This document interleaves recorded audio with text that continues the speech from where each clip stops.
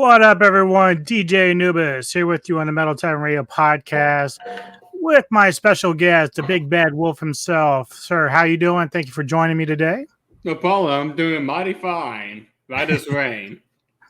Mighty fine, eating some dinner. He just got off work too long ago, so glad you can make it to do the show. I know you and I were talking about doing this particular season. Eventually, I'll probably have to do like a recap, which will, in some ways we'll have to kind of let people know what this show's even about if they don't even watch it, because this show's been going on since 2019. We are now in season 4. Just to let people know, we will be talking spoilers. So if you do not want to be spoiled, do not watch any more of this and just come back at a later time. But let me break it down to you. The plot, the cast, and the creator. The creator is Eric Kripke.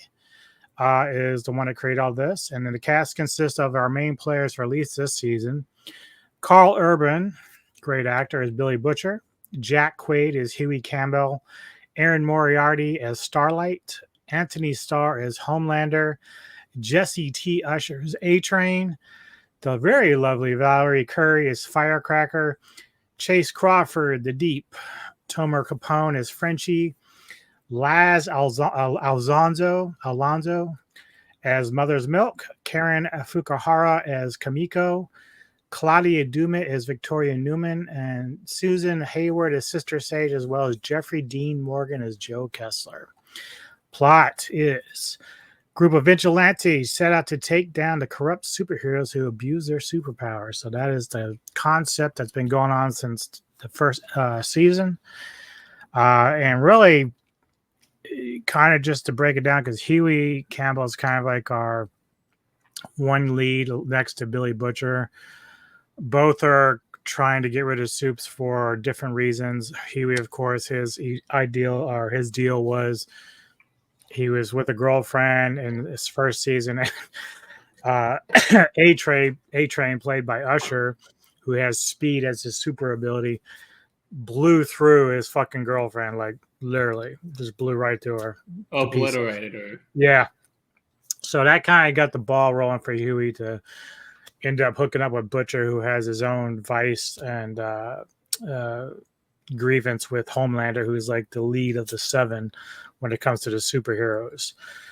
Now, as we get into season 4, things have progressed. We have soups now that are posing as politicians, with Victoria Newman, who, you know, we learned can do things with her mind and make people literally explode. She's very powerful in that manner. Now, as I have my like bullet points here, and you can come in anytime you want with whatever you want to talk about, but nothing's really pretty much in an order. But certainly I want to try to stay as close to the episode order as possible. But obviously I'm not going to be worrying about it if we jump around a little bit, because I don't remember which episode things happen exactly. So, well, we know in episode 1, that's when, so we can go a little bit to Ryan's arc, since his is probably one of the most interesting ones. But the first episode is when Ryan first learns that Butcher is actually dying. Yeah. Because Butcher was trying to get Ryan to come with him. And that's when Homelander comes in. He's like, and he basically tells him, like, I can see this black mask growing in your brain. He goes, too bad we'll never get that fight to the death. And just kind of walks away. But it was like during that, Newman was like at some kind of conference, and Homelander happened to be there. Though the thing enough is Newman did not want Homelander there at all, because she did not. Well, he was delighted to see her. She was not delighted to see him, because her reaction was like, "Why are you here? What are you doing here?"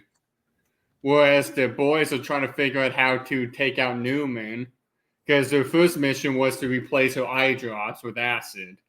Yeah, but that didn't. Yeah, it's pretty crazy, because obviously the boys is a vigilante group. You know, you have Mother's Milk, Frenchie, Kamiko, who does have superpowers of healing and stuff. And they're all kind of like this ragtag group that's been trying to get rid of the big superheroes because they know how corrupt they are. It's like we see the superheroes is almost like caricatures of themselves. They do movies like we would see in real life with Marvel and stuff, but only it's them and they're real life superheroes. So, but they're just corrupt. They work kind of hand in hand with the government at times. So there's this push and pull with the government to not allow suits to be a part of them. And of course, Homelander wants the Seven to be like an integral part of the government. So, with Butcher, his wife was, I don't know if we ever really. His wife was pretty much raped by I just want to say it's pretty much pressured into having sex with Homelander. And that's how he always thought his wife was dead initially. So when he found her, she was raising the son, trying to be away from Homelander. But obviously she's passed on. And, with Butcher's disease, happening because he took V at one point in the last season, he starts having hallucinations, which we kind of discover later on. Like he's seeing people that no one else is seeing. One is Kessler. The first episode was when he went to the CIA with MM because MM has happened to be calling the shots now because of how Butcher screwed up Soldier Boy, that now they had to make MM the leader. And so Butcher is forced to wait outside. And we see Kessler just show up and they share a drink. And he's just like, I'll be back up on the top, don't you worry. And then he's like, why don't you just work with me? But the thing was, is like at first he seemed like an actual person. Until like much later on down the season, you realize like, wait a minute, something's not right here. Something's off here. But I mean, you would kind of figure it might be a hallucination because he sees his wife oftentimes as well, who's definitely passed on. So, but yeah, it wasn't really solidified or confirmed until much later in the season that he's been talking to no one. Yeah, during the first episode, we kind of see him seeing his wife because he talks to Newman about get Ryan away from Homelander. She's like, delete the dirt on me on Hugh's computer, and you have a deal. Which led to a really fun, really hilarious ending scene to episode 1. Yeah, well, the first episode, obviously, they're first attempting to assassinate Newman, and then we discover that in that process it goes awry, which they are very bad at killing people, like when they have plans. But they discovered that Newman's daughter was given V. Yeah, and because Newman's daughter never had V. Right. But we find out she gave her some. But like at the end, that was her way to kind of try to protect her daughter too. Mm-hmm. But at the end, we see like Butcher's conflicted because he's like, I want to do this because I want to get Ryan back. But we see his wife kind of going, we want him back, say. She's like saying like, this is not the way to do so. And so then we think Butcher's going to send the files because she gets the text, but all of a sudden he sends her a picture of what was not the files. Yeah. Now, as far as Homelander and them, they are trying different avenues to gain control. So basically what he's done is he's hired Sister Sage, who is like a very, very intelligent woman who is now the CEO of their corporation at, what are they called again? Vought. Vought, thank you. And so they also looking like she's very smart. She's planning shit out. She decides she wants to hire this alt-right soup called Firecracker. Now, she's not massively strong or doesn't have like amazing superpowers, but she has a lot of pull in terms of propaganda and PR. So she's got a podcast. And so what they want to do is they want to blow her up to give. She's kind of like the person that would like put in ideas of misinformation. So she's good at doing stuff like that. And they want to go against the Starlights, which is this alternative group that's trying, of course, expose the boys, or that not the boys, but the soups. Yeah, they're trying to expose Vought soups. Yeah. So they hired Sage, who is now in charge, which kicks the human Ashley out, who was running the company, but she literally just becomes their lapdog. Like they'd be like, yo, go get us a coffee. But what's funny is before Sage gets hired, before that, they were trying to look for new members of the Seven because all that was there was just Homelander, Deep, and the replacement Black Noir. Because in season 3, he got killed and then got replaced by a superhero that can freaking fly. Oh, and A-Train. Which led to a funny scene where Homelander is getting ready to have Deep blow A-Train. And like the funny thing is, we see Ashley getting ready to enjoy it. Like she's like, finally, Deep gets what's coming to him. Because I think everybody was waiting for it because of what he did to Starlight in season 1. But then Homelander goes, see, the issue is no one ever tells me no. And I can bet you everyone's thinking, like, if we tell you no, you'll just kill us. Like it's not that we don't want to tell you no, it's that you can't handle us telling you no. Because he's like, there is that scene where they've got a leak within the Seven, like somebody's leaking out information which gives away certain things they're trying to get done, like assassinations and coups and stuff like that. So they end up finding this woman that works within Vought, who is just a human, and she happens to be friendly with Starlight. So they automatically think that she's the one that's like giving out all this information. And so Sage is trying to like get more information out of her, maybe even to set her up to expose Starlight if that's the case. But Homelander's so quick on the draw, he's like, just shreds her head right off. So it's like, Sage is the one that has to try to keep Homelander under control because he's got such a temper that like he can't always control himself. So and season 3 had a lot of great scenes of like that, where even in his imagination he's thinking like wiping out the crowds and stuff. Like like there was that moment where Homelander just kills her, and Sage goes, "Don't you think it would have been smart to let her keep going in case she had more inclining information to tell us?" Because she didn't even confirm that she's the leak. She just confirmed that she knew Starlight, and that was in Homelander's went, okay, good enough, just blasted like that was his only confirmation. Yeah, and we find in this season there's like a side story. We start to see a little bit more about Frenchie and his background, and I feel that was a bit. I feel like that was a bit unnecessary to do because it had nothing to do with the main story. It didn't, but I think what ends up happening is by the time we get to the end, where like I was pretty happy with the Kimiko kiss.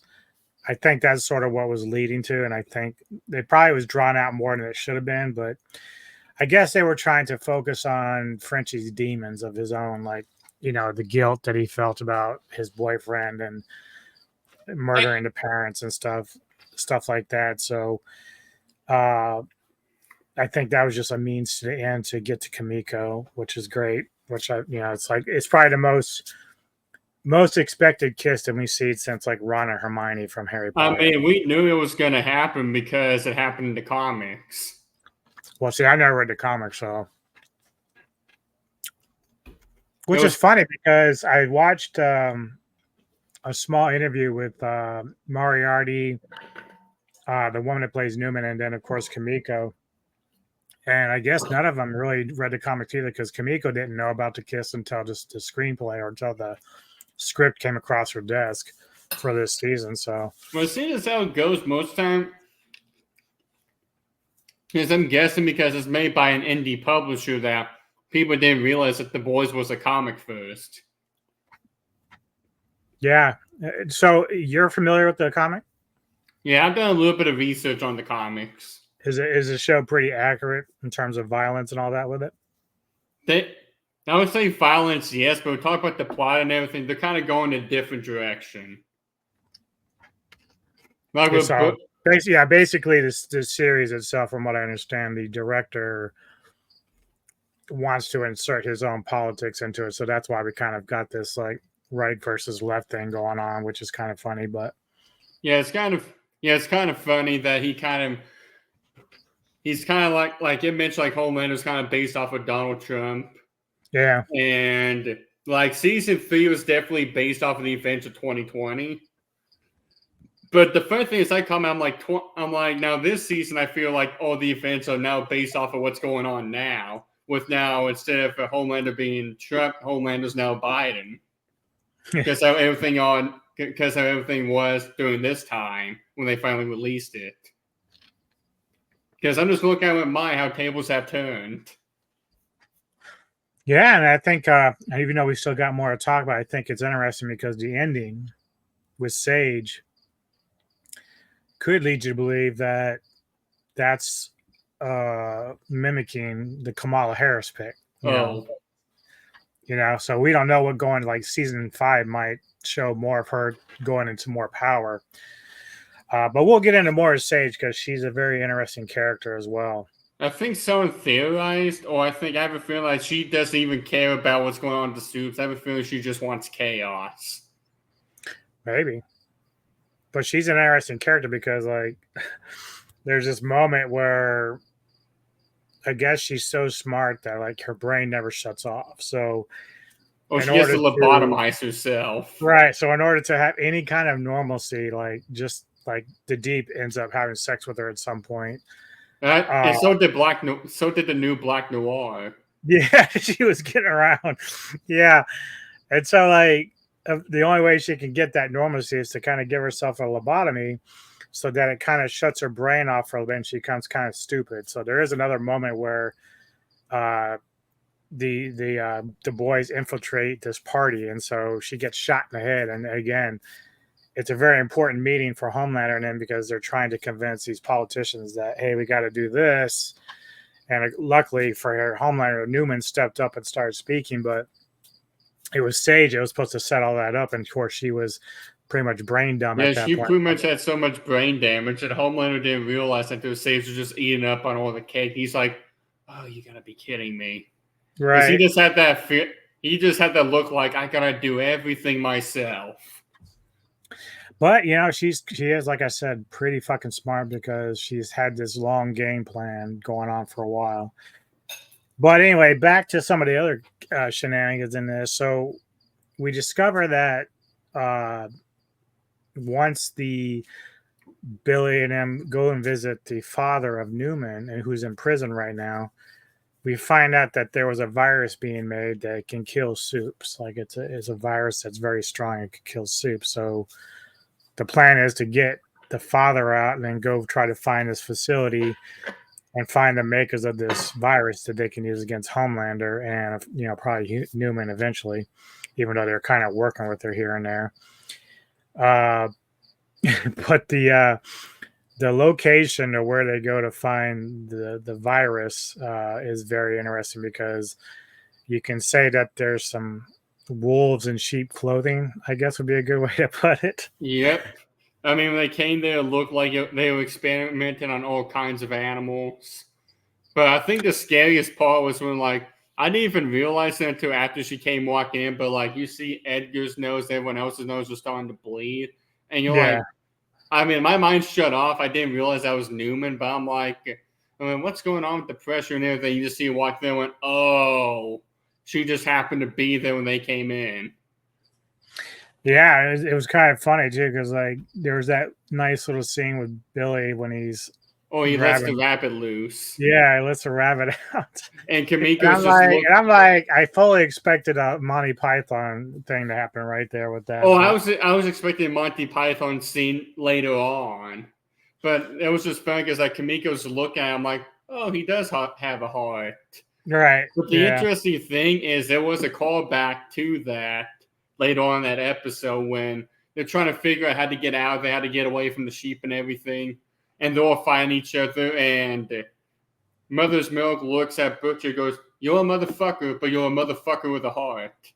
Yeah. And if you go back to season 1, when him and Butcher first reunite, he says, he goes, man, I'm a motherfucker with a heart. He goes, but you're just a motherfucker.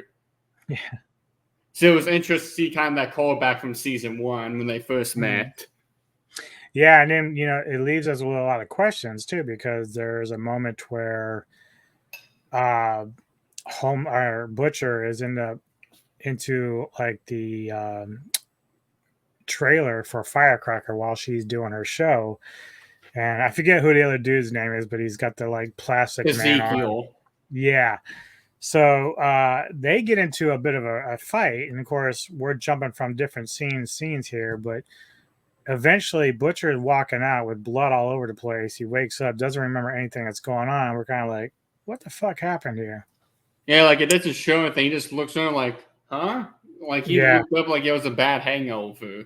Now, obviously, towards the end, we find out why, but so we have that going on. And then, of course, one of my favorite parts of this, even though I saw it all coming, is Homelander decides to go back to his roots. He wants to go visit the facility that basically raised him to be who he was. Uh, and so he goes there, and all these, these scientists that are left over, and these people that are still working at this facility when he was a boy, he brings a cake, and he's like, "Wow, it's so great to be back home." And of course, everyone's on edge. They know that this guy's a loose cannon. They also know that even though they have to be pushed to recall some of this stuff, Homelander says like, "Well, you guys tortured me. You laughed at me." And there's like one room that they basically were testing his endurance for superpowers and cranking up the heat and the fire and everything else. And so he puts one of the guys in there and Oh has yeah, I that. think the guy's name was Frank because they're like all eating cake, and he sees him like he sees him playing like basket paper wads, and he goes, and he's like explain, Let's play a game. yeah, he's like, what I remember is as I'm screaming in pain, though he goes like, though it didn't hurt. He goes like, though it wasn't killing me, it was still hurting. I just see out there just making baskets every time. He goes, you know what? Let's play a game. 3 for 3. If you beat me, you get to go home early. And Yeah. then afterward, and then they were just coming on to the third inning. And he goes, you know what, Frank? Why don't you take? He goes like, you know what? Let's see if we can make the shot from here. Let us just step in the oven. He goes like, no, I think it says that Frank. He goes, no, Frank, let's step in the oven. He goes, but you're. And he's like, Frank, either you get in here and I'll put your entire family in here. Make your choice. And they Yeah. prefer. And they prefer. He goes, but I'm sorry. He goes, for what? You were just doing your job. Calling back to him, Frank goes, we were just doing our job. And so he puts him in the oven, cranks it up. He bursts into flames, and he just goes, I forgive you, Frank. Yeah. Yeah. It's clear that Homelander is a bit of a psychopath, but he's got like this sarcastic comedy about him when he does it too. Like he just. Like when he made that scientist jack off in front of everyone because he made fun of Oh him for yeah, jacking that off. was fucking hilarious. Oh my god. He's just like, Because apparently that scientist caught him as a boy jerking off in one of the rooms or whatever. and called him squirt because nothing came out. And Yeah. he goes like, you know what would make me feel better, Mark? You jack off in front of us so we can laugh at you. And he had that Joker laugh going on too, because he goes like, either you get hard or I'm gonna laser your dick off. You can guess what happened. Yeah, it did not happen. The first thing was like, you think Homelander was gonna be forgiving because he's like, it's okay, it's okay, Mark. That tends to happen to folks. He goes, not me though. I'm still great. And then just blast him out of nowhere. Yeah, especially when the other woman showed up, the one that basically ran everybody. I thought when she came in that she kind of put Homelander, scale him down a bit to kind of calm him down, but he had a plan for her too, apparently. Yep. But yeah, I mean, that was certainly one of my favorite moments. I also liked a lot with Huey's dad, played by Simon Pegg, who had a heart attack and was in the hospital, and this brought in his mother, who had abandoned both of them long before. So there's tension there with Huey and her, and apparently Huey's dad had given the mother the call whether or not to pull the plug or anything like that, in terms of like if he needs to die or be put down. But Huey was kind of hurt by that. But Huey would go to great lengths to try to get a hold of some V, which we discovered that A-Train is trying to kind of turn the tide on how he is as a soup. He's no longer wanting to do bad things. He's trying to make things right with Huey. So he's done a lot of things. He's the leak that we have in the series. He's the one that's been giving the information to the boys and stuff like that. So he gets a hold of some V for Huey, who sort of has a change of heart, but the mother didn't. The mother gave it to the dad, and he wakes up feeling great, but then, as we all know, the shit has side effects, and Yeah, his dad, he eventually got memory loss, and then yeah, eventually went nuts and freaked out. That's when his powers manifested, which yeah, allowed him to phase through people and walls, which allowed him to accidentally rip out a nurse's heart. yeah. He just couldn't control. He had like almost a combination of the powers from the chick from who played Juno in one of the X-Men movies, like he ran through walls. He could phase in and out, and he actually phased into the middle of a guy who was in a patient on a bed who was getting better, and he just like whoop, and then blew the dude up. But it was kind of a touching scene though too, because they ended up having to basically put him down, like They had to reverse what they did. yeah. So eventually, it was just hard for them to let go of him, and then they finally had to do that, even though he created this chaos within the hospital. So, but I think it was kind of cool because Huey's dad kind of knew.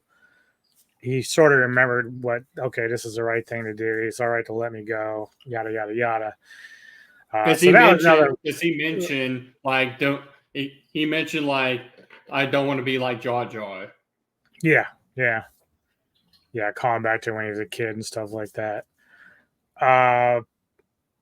Some semi-gross scenes, I guess. Even though this whole Episode 2, I believe. well, I'm talking mainly for the first one, which was Firecracker is a big fan of Homelander. She's part of the Seven now. Yeah.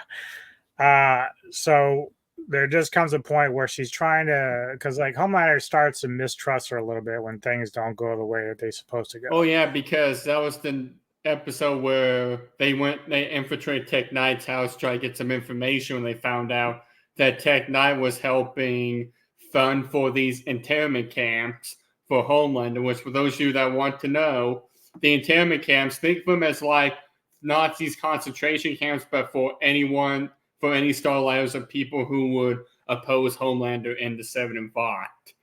Yep. In which, after that happens, the Tech Knight's own butler kills him and tries to make it look like an accident. But because since Firecracker spotted Starlight, because Starlight had to knock her out, so she wouldn't give him away. That's how Firecracker went, oh, it was them. They killed Tech Knight, when really it was his butler. And that's when he's like, you let Starlight get away? He goes, how can I trust you? Yeah. So basically, she decides like, well, I really care about you. I'm your biggest fan. I'm the one that's going to support you the most.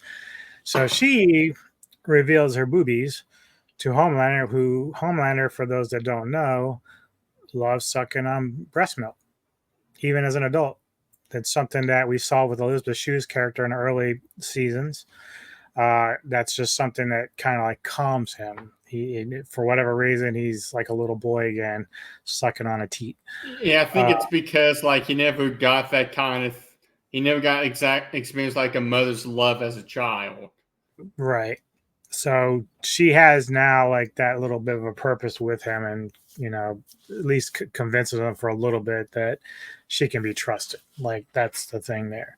The second one, again, you saw these a little bit in the intro that I made.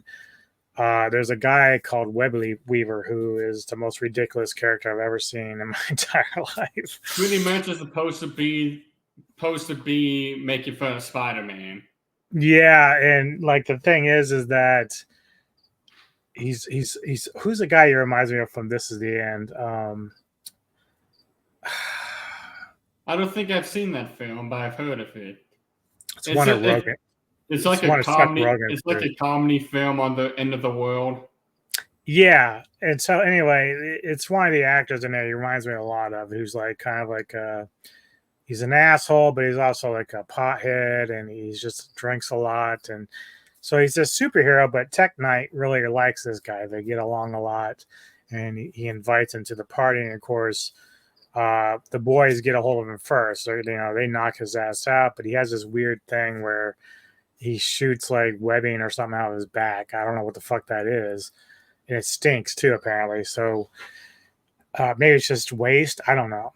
but Huey ends up putting on the costume so he can infiltrate and the party that they're going to. This is where all this shit happens because they need to get to Tech Knight's laptop and all this other jibber jabber to figure out what's going on with the next plot. So there is like the scene where, you know, Homelander and Firecracker are interrogating Webweaver about what happened. And for whatever reason, Web had basically admitted to being the leak. I don't know if he was just doing it to please Firecracker or what, but eventually towards the end, he's like, "It wasn't me." Didn't matter. I think Sage mentioned like he was a junk that he. Yeah, that was the episode where I think Homelander fired Sage as well. She goes, "What?" She goes, "Why? He's a junkie. He'd say anything just so he could get back to doing drugs." Yeah. Yeah. So that you got that shit going on, and then one of the other little side plots we have is Homelander and company are now planning another assassination attempt. They're trying to get rid of Robert Singer, I think is his name. And so they've hired a shapeshifter who can basically touch you and then transform into you, kind of like Mystique. Only it's weird with this one because the person can only stay within the body for a certain amount of time before it starts to deteriorate. They have to switch. So unless they're in their own form, I guess. But in order to keep the charade and the facade on, they have to have a limited time window. So we find out that they try to like find the shapeshifter who escapes them, and then later on, which is a funny scene because I didn't catch it initially right away until afterwards, that Starlight and Huey are going to have sex, and Starlight's in her little uniform there, which, you know, trying to tease Huey about, and so they end up having sex with them. We learn very fast that it's not really Starlight, and it's the assassin posing as her. So that was kind of an interesting little plot twist too. How'd you feel about that going on? It definitely caught me off guard because I wasn't expecting that. It wasn't until once you saw like the eyes flicker and everything, I'm like, can Huey just not catch a break on this show? Like, for Pete's sakes, let him be for 5 seconds. Yeah, I really kind of felt bad because once it got exposed that once he figured it out, it wasn't really Starlight because they are an item. You know, she was pissed off at him, and it's like, she looks just like you. Like, how would I fucking know? Because whenever they touch you, I guess they can kind of get some of your memories too, and your mannerisms and your voice. So there's really no way he was gonna know that it wasn't her. The only way he knew it was her was because she mentioned, "Dang, it's getting hot in here," and she was sweating, and he remembered that the shifter they met in that warehouse did the exact same thing. Yeah.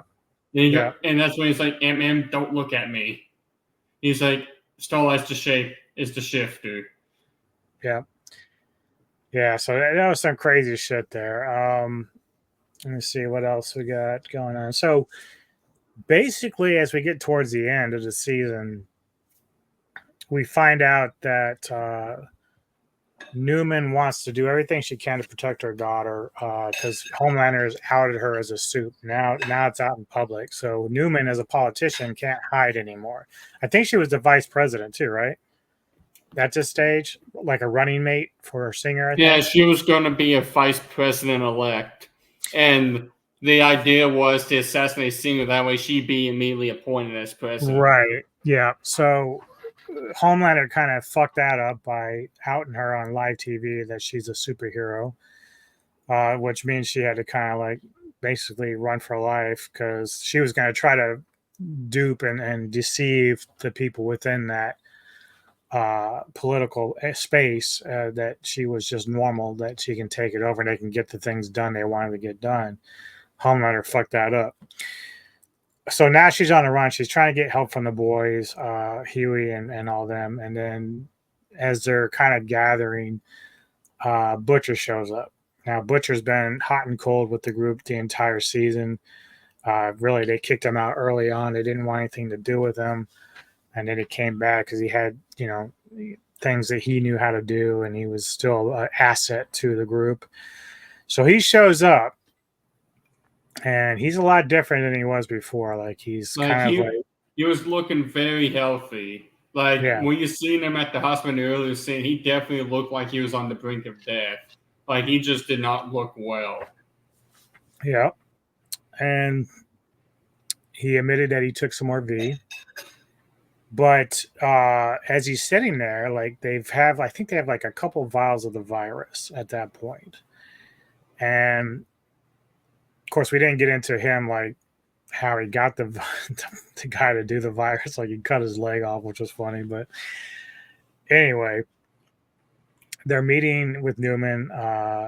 Butcher, like all of a sudden, just transformed like fucking Dr. Octopus. He got these like things almost like the vampiric shit and tentacles that shoot out, and he ends up just tearing Newman in half. Like she didn't stand a chance. And I don't remember, like, did he get the daughter? I think someone said that No, no. Okay. Because the daughter went to charge at him, and then another tentacle went and just knocked her out. Okay. Because the daughter got sent to a foster's home. Yeah, okay. The same one that Newman came from.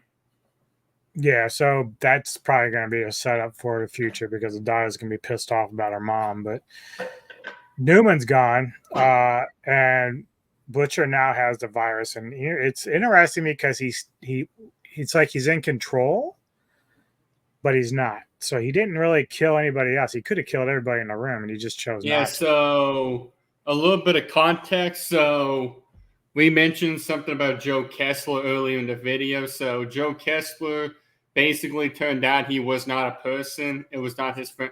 He was his friend from the CIA, but when he said, what valley was it that he said Butcher pulled him out of?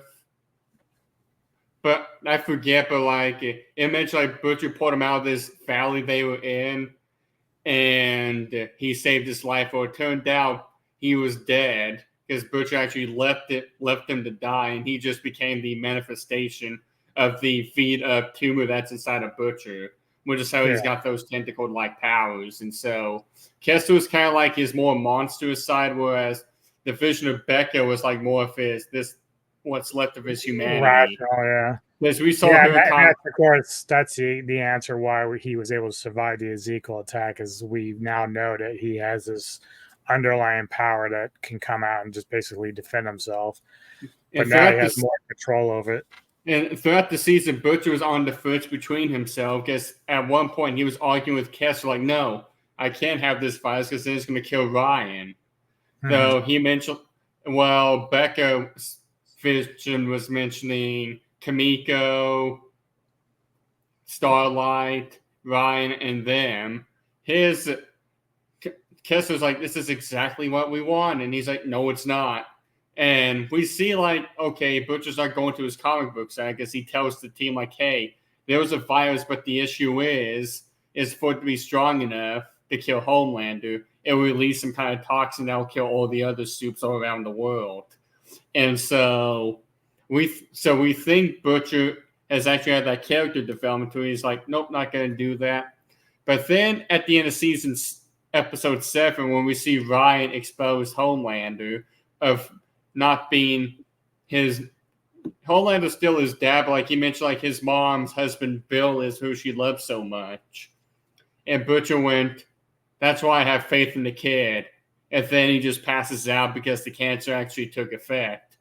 Almost like the cancer was aggravated at him. And then he wakes up in the hospital, and then Grace Mallory shows up, Ryan shows up. Grace is like trying to talk to Ryan about all of this, and he goes, want to play some Connect for? And Butcher goes, sure. And so Butcher was kind of like, well, before that, it was like she was trying to force him out of Vought and everything. And Butcher goes, I promise you, Mother, I'll keep you safe. If being with Homelander or at Vought Tower makes you safe, then I will not make you leave. And the kid goes, can we just play some Connect 4? So, yeah, sure, why not? And then Mallory later on shows up, and she's whispering to Butcher about the assassination when Ryan already has super hearing, so there's no sense in trying to keep everything from him. And Because Ryan goes, I can still hear you, right? I know there's an assassination. And Butcher's like, it's nothing you need to worry about, son. And then Grace just immediately spills the beans about Homelander raped his mom, about Homelander took out those people on the plane, and how the assassination attempt was his doing, and how we need you to try to fight him. And which Butcher was at least trying to be encouraging, being like, you're stronger than you think, son. And then Grace's like, you need to come with me. And Butcher's like, no, Ryan, just stay here. We don't know how much time you have in your life. Let's just stay here and play some Connect 4. But Mallory was just over there trying to force him to go. And Ryan's like, I don't want to. I want to leave. I don't want to be your weapon. That's like what they did with my father. She goes, either you leave or I have all of us ingest this gas that makes us pass out. And eventually Ryan just accidentally kills her, kind of pushing him. But he's like, please get out of my way. And even Butcher was trying to stop her. But it was once she died because of what Ryan did, that's when he allowed Kessler to take over. Which is why now we saw Butcher finally be in full control and realize what's been going on inside his body. And that's how we realized what's been going on was what happened with Ezekiel. Yep. And then, of course, we start to come full circle as, Homelander thinks like everything's over. Like he just feels like the world is caving in. But Sister Sage comes back in and says, they worked to my plan completely. They did everything that we needed to do. Robert Singer is arrested for conspiring with the boys to kill Newman. And, now he's removed and they, puts another person, I think it's Stephen Calhoun, is the new president of the States who swears allegiance to Homeland and declares martial law, deputizing superheroes to work with the government, which is what they wanted. And, that's kind of funny how she just kind of thought all this ahead despite him not trusting her. He actually kicked her away for a while, Homelander did, because he thought she was failing at her job. But the best part for me is the post-credit scene, because in season 3, it was like one of my favorite seasons because of Jensen Ackles playing Soldier Boy, who I fucking love. I thought he was a great character, almost like the villainous Captain America almost. Mm-hmm. So we have Homelander who shows up at this facility, and they were like, well, we weren't going to tell you right away, but now's a good time to do it. I guess because the government had him, Soldier Boy, under wraps. Like and it was ran by Grace Mallory before she died. So now it's under someone else now. So now they're like, okay, we can tell them. Yeah. And so, of course, we get the scene where, Homelander is looking at Soldier Boy in this containment unit. And you still see some emotion with Homelander because this is his dad. Like, this is who his father is. Now, of course, in season 3, they had to fight because initially Soldier Boy was kind of recruited to stop Homelander, and it was a big ordeal. I don't want to get too much here because I think you and I eventually will have to do like a whole recap of this shit, like a 2-hour special or something. Yeah, something once it's finally fucking done. But the reality is we know that Soldier Boy is still alive. He's, and Homelander clearly, judging by his face, is still got some unworked feelings for his dad. Like, I don't know. He wasn't too happy with what he thought killing his dad was, but this will turn things a little bit different too. We don't know how this is going to play out if they let him come back, Soldier Boy. So people are thinking they could have Cade to brainwash him, but then it's like that just makes Cade way too overpowered. Yeah. Because it's like someone mentioned, like they should at least have it to where, like, if she does someone as powerful as Homelander, Soldier Boy, it should be causing some kind of trauma to her because of how strong of beings those two are. Mm-hmm. Yeah, so I mean, it sets up a lot for season 5. I've really liked this series a lot. I mean, I know some people complained that this series was getting too. I don't think it was even really woke to me. It wasn't really woke. If it was, I didn't really notice a lot of it. I mean, I noticed the politics involved, but I just didn't notice. It was still strong. It was still strong writing for me. Like, it was still good. The only thing is it seems MM just can't get away from love sausage. Because season 2, he gets strangled. season 3, he gets ejaculated all over, which really messed up his OCD. And then season 4, we see Love Sausage literally smacking him with his love sausage, and that's how he gets detained by the soldiers with him.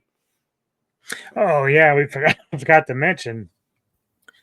Now that martial law has been declared, that internment camp stuff that you brought up, they're starting to they're collecting everybody now. So Kamiko and Frenchie are planning on just like leaving the country. They're planning on going vacation together. They're all in love and doing their thing, but they get snagged up by government officials, and we start And to that's see like when Kate, and that was Kate as well, that kind of grabbed him and whispered in his ear, because that's how she brainwashes them. And what there was a theory going around that the reason being is because there was actually special plans for Frenchie, since he's a skilled chemist. yeah. And so they have something special for Frenchie planned. And then we also see Huey and Annie leaving town, and they're about to leave the country as well because they all got passports. And then you see this freaking boat out of nowhere fall in front of them. And then that's when we see Cindy from, I think it was season 2 as well. And some soldiers show up and just detain Huey. And Starlight's getting ready to fight him, because we also see Starlight finally got her powers back, and he signals her to get out of there. And then that's when we see MM get detained by Love Sausage. And at the end, we see Butcher somehow managed to evade all of them. And he's just driving down this little muscle car thing. You just see the vision of Kessel in the background smiling. And he's holding the virus in his hand. Yeah. It's there's a lot of cool shit happening going forward. I really enjoyed the season. Like I said, I think eventually, once it's over, like in full, I think you and I will probably just go back and just break it all down from beginning to end. But how would you rate this season for you? Like, let's just say, rate it in terms of 1 out of 10, but then rate it also compared to other seasons. Like, is this your favorite season? Is it not your favorite season? Like, how would you rate it? Let's see. I would probably rate this one I'd probably rate this around a 7.5 to an 8 out of 10. Because I feel we did need to have Frenchie's little side story as a way to build up him and Kamiko. I feel like they could have just done that in a different way that didn't involve that side story. But other than that, I say compared to other seasons, I say season 3 is probably my favorite. Season 4 is probably ranked up there with season 1. I mean, the finale is already described to be probably one of the best episodes in the entire series. Yeah, I probably feel about the same way. I think I'd give this season about 8 out of 10. Season 3 is definitely like a 10 out of 10 for me. That was a lot of great stuff in that. We probably should have did a review back then on that, but we didn't know each other back then. That's true. Yeah, so it's but I highly recommend anybody that likes, even if you like this, you might like Invincible, which is like an animated superhero film that is similar. It's pretty much like The Boys, except it's animated. Yeah. No, I can't say that because it was The Boys Diabolical. Never mind. Right. But yeah, I mean, it's a lot of fun. You could say it's like a twisted version of Watchmen, because it's kind of got that vibe too. Yeah, because it's pretty much superhero. Well, Watchmen is pretty much superheroes that suck at being superheroes. This one is just superheroes that are just plain up corrupt. They're just normal people, but they abuse their powers. Yeah. Yeah, and it's almost like you would expect that kind of shit to happen, because they do believe themselves to be kind of godlike, so. I mean, it's kind of like what Vafa Etienne would say. He goes, he likes the concept of a bad Superman, like with Homelander. He said he likes that concept because he feels like that's the most believable, that's the most realistic.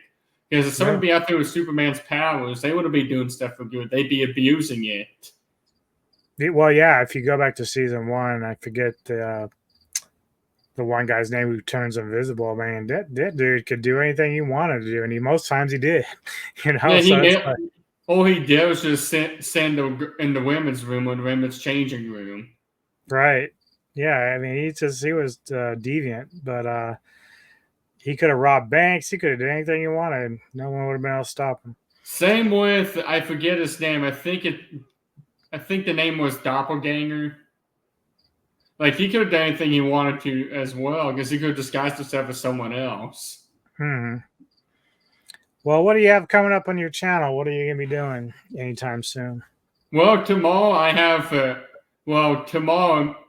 tomorrow, this Friday at 2 p.m., I have my new Lethal Company video being posted.